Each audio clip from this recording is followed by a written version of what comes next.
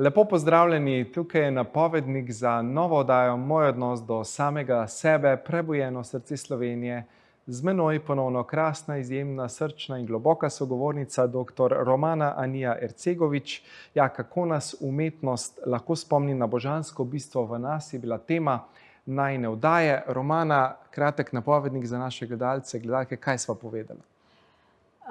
Povedala sva, kako pomembno je, da negujemo lepoto, da negujemo rajski vrt svojega srca in da v vseh skrbeh in konfliktnosti in teži tega sveta zmeraj znova najdemo pot k sebi in se zavemo svoje svetosti in svoje lepote in lepote sveta, ker na koncu koncev zaradi tega smo tukaj.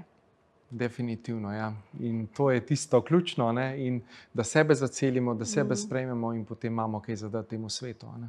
Ja, da se ne bojimo svojih bolečin, ker so tudi one lepe, tudi one so del naše celovitosti. Odlično. Hvala ti še enkrat za ta krasen pogovor.